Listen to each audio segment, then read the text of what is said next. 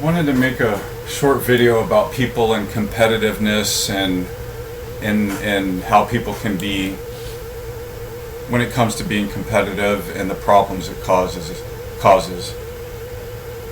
You know, I sit here and watch everything that I've observed in my life from a conservative Republican natured people, even when I was a kid, and the competitiveness and the making up their own rules, and then when it's time to switch teams and they actually use the rule, there's some technicality and the rule can't be used, and then an adult's got to get involved and all that.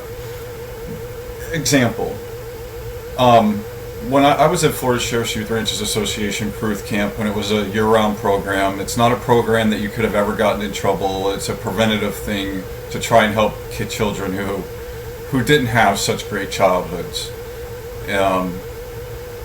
And there was this kid, Chris Buckles. He was the most competitive person there, and you know, he was that Republican, conservative, nature-minded person, and very competitive. You know, he was always challenging people, and he was always challenging me. And you know, the times I would get sick of him running his mouth and wanting me to do some physical against him. You know, it was a wilderness program, no electricity, scout-based, and so there was a lot of stuff like that could happen: running, swimming, butterfly swimming, see who could do it the fastest. And you know, with Chris, it was always, you know, like when I would let him have his way and do something, it was always a close call. Like, it was so close that no one could tell. And what Chris would do is he would say, I won, I got there before you, everybody saw it, da-da-da-da-da. That's after him challenging me, and basically me telling him, just leave me alone, man, and actually doing what he wants. That's what he turned it into. It's what I see out of the Republican Conservative Party in the American government. And in other places, it's probably the same thing with what people trying to overthrow their constitutions or whatever, or lack of a human Bill of Rights. So one time we're at Choice Springs. It's a spring that is on the Suwannee River. We were canoeing the entire Suwannee River. The property is owned by Florida Sheriff's Youth Ranchers Association. It's a 90-something foot deep spring at where the boil is. We were all, you know, the group I was in was, I think, like 12, 13 years old, 16, 15. And so that we get to the spring, we get to the spring on our trip, and the chiefs say, you know, this spring is 90 feet deep, and you know, when we come out here, we tell y'all, if you can swim to the bottom or you want to try, swim down to the bottom, grab a handful of sand from the bottom, and swim back up with it and show it to us. So, you know, we're there a couple of days and no one's done it, and so I swim above it and I'm looking down at it, and I'm like, so I convinced myself to try it, and I really wasn't thinking I would be able to do it. No one else had done it yet, but I started going down, got my breath, and started going down. I'm like almost down to the bottom, and I realize like my air is running out, and I'm like almost there, and I'm like, I'm getting this dirt. I'm getting this handful of sand, and I'm like, it's going to be a pain in the ass to get back up to the top with my hand closed, and I'm already out of breath, and I'm 90 foot under the water.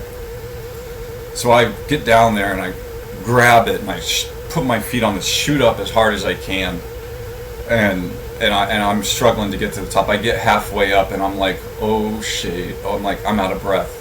I'm like, am I going to die? And I just keep trying to swim with this handful of sand and one hand open, you know, and freaking I get to the top, dude. And I honestly, I was telling myself, like, I was questioning if I was going to make it back up to the top, and I did. And I get up there, and I'm swimming to the edge, and I'm like, I got a handful of sand, and everybody runs over.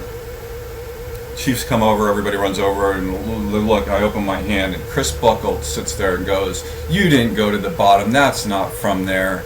And I just got pissed, and I threw the sand on the shore, And you know, it's like this Republican conservative oriented child from apparently a conservative competitive Republican family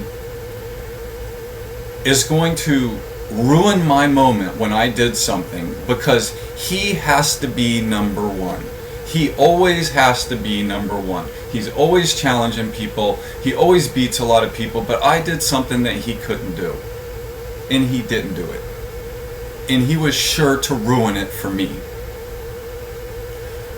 When Republican conservative politicians and other people do that in our government, it takes the life out of other individuals because they can't accept that they're wrong or that no one's interested in their do as I say or I will hit you bullshit. It's people like Chris Buckles, 15 years old, messing with a 14-year-old that always has to be number one. Even when he can't do something, he's going to try and make it look like someone else isn't doing something that they did.